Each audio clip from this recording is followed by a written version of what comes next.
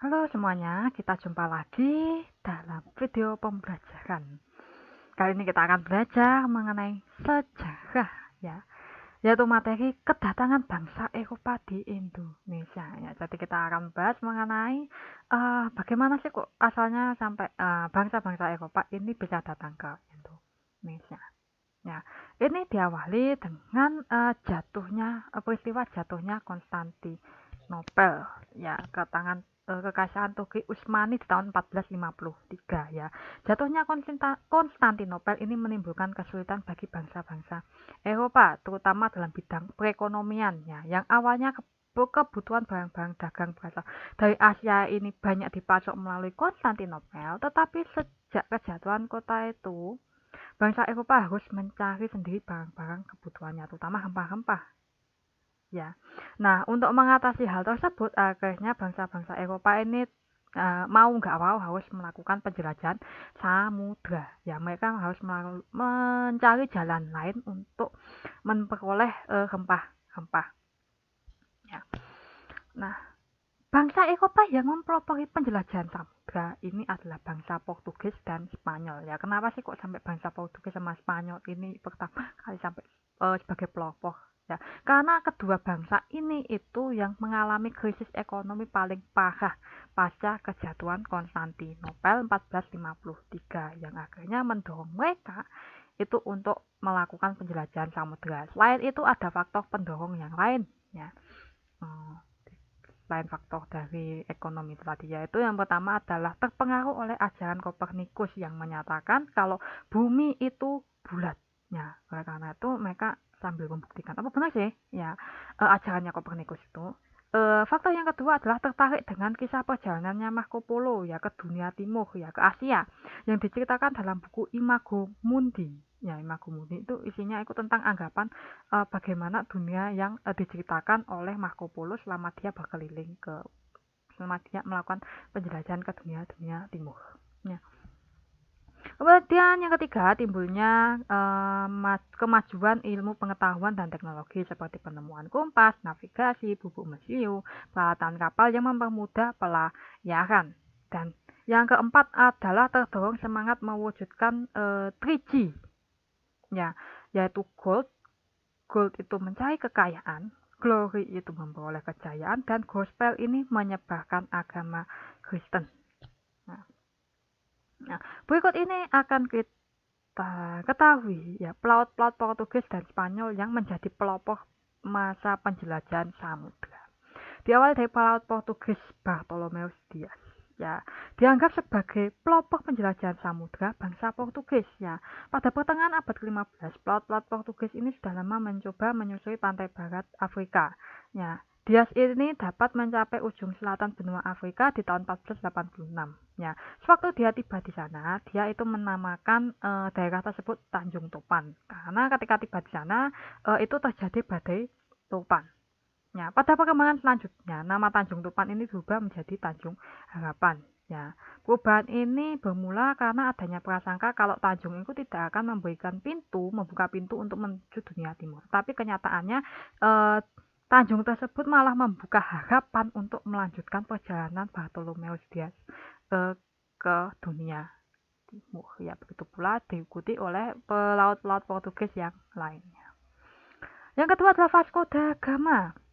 Ekspedisi Vasco da Gama ini dimulai tahun 1497 ya, yang berangkat dari Lisabon ya ibu kotanya Portugis, menempuh rute ke arah barat daya menuju Brasil, kemudian lanjut ke arah timur menuju Afrika Selatan, ya, kemudian lanjut lagi ke arah timur laut sampai mencapai Calicut ya di tahun 1498 ya. Calicut ini ternyata tuh kota dagang yang ada di India yang sangat ramai, yang menjual barang-barang yang diperlukan oleh bangsa Eropa ya seperti rempah-rempah dan porselen ya. Selain itu kemudian karena dia tahu di India itu sangat ramai kondisinya ya, mereka juga mendirikan kantor dagang di Goa ya, Goa India ya. Kota ini kemudian menjadi kota koloni Portugis pertama yang ada di India. Hal menarik lainnya dari ekspedisi Vasco da Gama yaitu di tiap tempat ya, Vasco da Gama itu selalu meletakkan atau menaruh ya mencanangkan batu padrau. Ya, batu padrau itu adalah batu bertulis dengan lambang gambar bola dunia. Ya, maknanya itu setiap tempat yang dipasangi oleh padrau tersebut telah dianggap sebagai daerah koloni Portugis. Lalu ketiga adalah Alfonso de Albuquerque, ya 1453 sampai 1515. Ya, Alfonso ini merupakan tokoh yang sangat berperan dalam merebut kota Malaka di tahun 1511. Ya, penguasaan Malaka ini penting artinya bagi Portugis karena dengan merebut Malaka, Portugis secara leluasa bisa memantau lalu lintas bagaimana gerak lalu lintas perdagangan perniagaan yang ramai di Selat Malaka. Selain itu, Portugis juga memperoleh kemudahan mengatur kegiatan perdagangan di Malaka dengan Cina, India, Arab, dan pedagang-pedagang lain di Nusantara. Setelah pelaut Portugis, kita akan berlanjut ke pelaut Spanyol, ya, yang diawali oleh Christophorus Columbus atau kita kenal dengan nama Columbus. Ya, Columbus ini berlayar dengan 3 buah kapal yang bernama Santa Maria, Pinta, dan Nina yang diberikan oleh Ratu Isabella, ratunya Spanyol. Ya, Christopher Columbus ini kemudian mencapai San Salvador di Kepulauan Bahama, ya, sekarang bernama Perairan Karibia di tahun 1492. Ya, walaupun tidak mencapai daratan benua Amerika, ya hanya di sekitar Kepulauan Amerika tadi, ya Kepulauan Karibia, Columbus ini sudah dianggap sebagai penemu benua Amerika. Ya, ini didasari alasan bahwa Columbus telah merintis rute perjalanan benua baru yang sangat berguna bagi penjelajah samudera berikutnya. Ya, benua yang dia temukan itu diberi nama Amerika. Ya, ini sebagai penghormatan kepada pelaut Italia yang ikut dalam pelayarannya, yaitu Amerigo Vespucci. Kemudian pelaut Spanyol yang kedua adalah Ferdinand Magellan atau Magellan. Ya, kita kenal dengan nama Magellan panggilannya. Ya, dia berangkat ekspedisi tanggal 10 Agustus 1519, ya, dengan ditemani kapten kapal Juan Sebastian Delcano dan sastrawan Italia yang bernama Piga Vetta. Ya, rombongan Magellan ini dianggap sebagai ekspedisi yang pertama kali mengelilingi dunia, ya, karena dia telah berhasil menyeberangi 2 samudra besar, yaitu Samudra Atlantik dan Samudra Pasifik dengan selamat. Ya, nah, dalam perjalanan panjang tadi di tahun 1521, Magellan ini berhasil mendarat di Kepulauan Massawa, Filipina. Tetapi di sini terjadi insiden, ya, pertikaian dengan suku Mactan, ya, yang tidak menyukai kedatangan dari Magellan. Akibatnya Magellan itu tewas terbunuh di sini.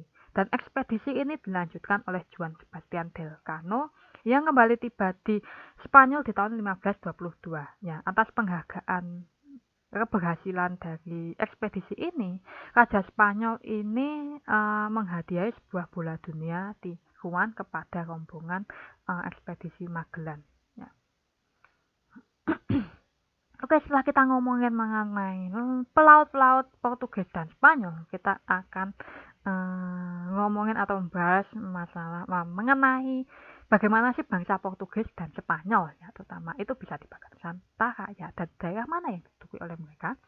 Ya, kita ketahui kalau tahun 1511 Portugis ini telah menduduki Malaka. Ya, setelah mereka berhasil menduduki Malaka, mereka lanjut melakukan ekspedisi yang dipimpin oleh Antonio de Abreu itu ke Ternate melalui Laut Cina Selatan. Ya, ketika mereka tiba di Ternate di Maluku, ya, itu mereka menjalin kerjasama dengan Ternate, ya, dan ternyata tanpa mereka sadari bukan tidur gitu. Ya, Spanyol itu telah juga tiba. Ya, bersama dengan itu Spanyol itu juga sudah tiba di Maluku, ya, dan menjalin kerjasama dengan Tidore. Ya, akibatnya timbul persaingan. Ya, dan mereka saling menuduh karena dianggap melanggar perjanjian Tordesillas. Jadi begini, ya, perjanjian Tordesillas ini yang diadakan tanggal 7 Juni 1494 itu merupakan kesepakatan antara Spanyol dengan Portugis mengenai pembagian dunia ke dalam 2 wilayah kekuasaan menurut garis Tordesillas yang disetujui oleh Paus Alexander IV. 6. Garis Tordesillas itu membentang dari kutub utara ke kutub selatan melalui Kepulauan Verde di sebelah barat benua Afrika yang membagi Spanyol itu menguasai sebelah barat, ya, sedangkan Portugis menguasai sebelah timur, ya. Tetapi perjanjian ini ternyata bisa dilanggar ya tanpa sadar ya, karena mereka akhirnya ketemu lagi di Maluku. Ya, akhirnya di tahun 1528 itu mereka membuat kesepakatan Saragossa ya, di mana ini membagi dua wilayah kekuasaan lagi, yang utara milik Spanyol, yang selatan itu milik Portugis. Ya. Nah, dengan ini artinya Spanyol harus angkat kaki dari Maluku ya dan kembali ke Filipina, sedangkan Portugis ini tetap berada di Maluku. Nah, ini dia peta dari perjanjian Tordesillas dan Saragossa. Ini kemudian peta penjelajahan samudra oleh para pelaut Spanyol dan Portugal ya. Next, kita berlanjut ke kedatangan bangsa Belanda ke Nusantara ya.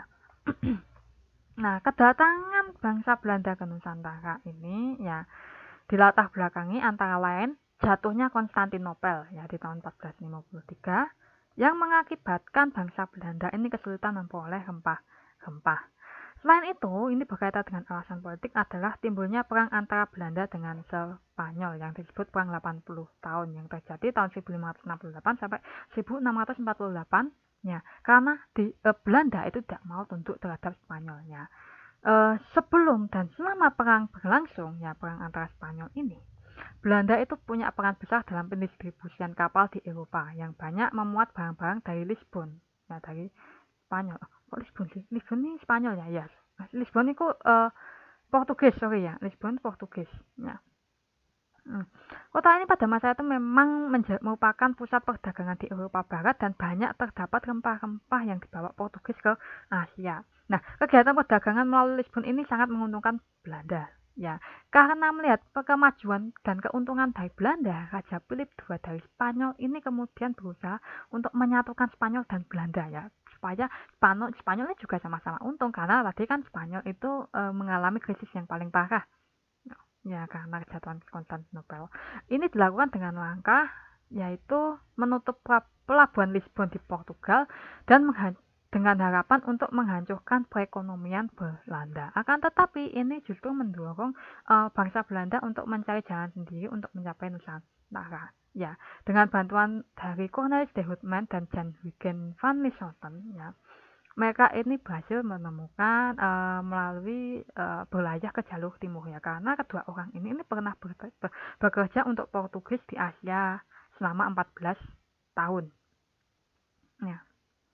Kemudian ekspedisi pertama Belanda ini dilakukan oleh Cornelis de Houtman ya, dan berhasil mendarat di tahun 1596 di pelabuhan Banten ya. Tetapi rombongan mereka itu diusir ya karena Cornelis dan rombongan ini berlaku kasar, nggak sopan ya terhadap penduduk di Banten. Karena mereka diusir, akhirnya kembali ke Belanda dengan tangan hampa. Nah, kemudian ekspedisi kedua ini dilanjutkan oleh Jacob van Eyck ya, dan berhasil mendarat di tahun 1598 yang mendarat di Banten, diterima dengan baik karena Jacob van Eyck ini bersikap sopan ya, nggak seperti Houtman itu yang berlaku semena-mena, yang karena diterima dengan baik ya kemudian oke, dan karena ekspedisinya berjalan dengan lancar ya, itu kemudian disusul oleh rombongan ekspedisi Belanda yang lain yang kemudian mulai berdatangan ke Banten. Ya, tak lama kan Johan van Oldenbarneveld ini melihat keuntungan tersebut, ya itu mengusulkan agar masyarakat Belanda ini membuat kongsi dagang ya di Hindia Timur seperti yang dilakukan Inggris dan Prancis. Ya. Akhirnya di tanggal 20 Maret 1602, Belanda ini mendirikan kongsi dagang yang bernama Verenigde Oost-Indische Compagnie atau VOC atau Persekutuan Perusahaan Hindia Timur. Ya, tujuannya mendirikan VOC ini yang pertama menghilangkan persaingan tidak sehat antar pedagang Belanda. Ya, yang kedua itu menyatukan tenaga untuk menghadapi saingan dari bangsa Portugis dan pedagang-pedagang lain di Nusantara. Ya, dan ketiga adalah mencari keuntungan besar untuk membiayai perang Spanyol. Ya, perang melawan Spanyol. Ya, VOC ini merupakan perhimpunan dagang di kalangan swasta Belanda, tetapi sangat diperhatikan oleh pemerintah Belanda. Ya, Oleh karena itu pemerintah Belanda itu berani menggelontorkan dana yang besar-besarnya dengan harapan memperoleh keuntungan dari adanya kongsi dagang ini ya. Selain itu pemerintah Belanda juga memberikan hak istimewa kepada VOC ya. Jadi VOC ini punya hak istimewa atau hak paten atau oktroy antara lain memonopoli perdagangan, mencetak dan mengedarkan uang sendiri, memiliki angkatan perang dan melakukan peperangan, mendirikan benteng di Nusantara, dan mengadakan perjanjian dengan penguasa setempat dengan raja-raja yang ada di Nusantara. Ya, VOC ini akhirnya berhasil menjadi kongsi dagang yang besar ya di Nusantara pada saat itu. Ya, yang terakhir adalah kedatangan bangsa Inggris ke Nusantara. Ya, setelah Portugis, Spanyol, kemudian Belanda, dan terakhir adalah Inggris. Ya, Inggris ini mengikuti jejak penjajahan samudra semenjak berhasil mewujudkan revolusi industri di abad 18-nya. Revolusi industri di Inggris ini membawa kemajuan dan peningkatan kesejahteraan hidup bagi warganya. Ya, tetapi itu menimbulkan permasalahan baru ternyata ya dari adanya revolusi industri ini. Ya, yaitu kurangnya bahan mentah dan melimpahnya hasil industri. Untuk mengatasinya, pemerintah Inggris kemudian melakukan perluasan jaringan perdagangan ke luar negeri, yaitu dengan cara menguasai daerah-daerah di negeri lain sebagai kawasan jajahannya. Hal inilah yang kemudian membuat Inggris itu menjadi pelopor imperialisme modern, ya, tidak berlandaskan rigid tadi, tapi mereka melakukan imperialisme itu atau penjajahan itu dengan tujuan yaitu mendapatkan bahan mentah dan memperluas pasar industri ya, kawasan pemasaran produknya itu tadi ya. Nah, daerah jajahannya ini meliputi negara-negara di kawasan Asia, Afrika, dan Amerika ya. Mereka ini memperkuat armada laut, melakukan penjajahan samudera itu dengan cara memperkuat armada laut dan mendirikan kongsi dagang AIC atau East India Company pada 31 Desember 1600 di wilayah jajahannya. Wilayah-wilayah jajahannya. Bisa dikatakan kalau pelayaran Inggris ke Nusantara ini tertinggal dibanding bangsa Eropa yang lainnya. Ini dikarenakan Inggris lebih memusatkan perhatian ke benua Eropa. Ya, di tahun 18 sebenarnya ya Inggris ini pernah melakukan ekspedisi. Ya, di tahun 1850 itu Inggris sempat singgah di Ternate ya di bawah pimpinan Francis Drake. Ya, yang fotonya di sebelah kiri. Ya, kemudian di tahun 1586 Inggris juga pernah berlayar hingga Maluku di bawah pimpinan Thomas Cavendish. Ya, Thomas Cavendish. Ya, fotonya di sebelah kanan. Ya, tetapi mereka itu hanya mampir ya, tidak berniat menjajah atau menguasai. Ya, tetapi sejak kedatangan Cornelius de Houtman ke Nusantara, Inggris ini menjadi tertarik dan memutuskan berlayar dan mendirikan kongsi dagang di Nusantara. Ya, pelayanan pertama ini dilakukan oleh James Lancaster dan John Davis yang kemudian mencapai Aceh dan Banten di tahun 1602. Kemudian ekspedisi selanjutnya itu dilakukan oleh Henry Middleton yang berlayar hingga Banten dan Ambon di tahun 1604. Ya. Selain itu, Inggris juga mendirikan kantor dagang dan benteng di Bengkulu di tahun 1684.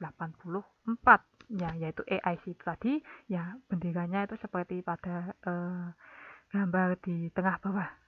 Ya, bukan tengah bawah, yang ada di kanan bawah. Ya. Nah, secara keseluruhan ini adalah peta dari penjelajahan rute pelayaran dari keempat bangsa itu tadi. Ya, Portugis, Spanyol, Belanda, Inggris, dan ada ketambahan lagi. Prancis. Ya, tapi Prancis tidak sampai masuk ke Nusantara. Nah, sekian akhirnya pembahasan mengenai kedatangan bangsa-bangsa Eropa ke Nusantara. Terima kasih sudah menyimak. Sampai jumpa di video selanjutnya.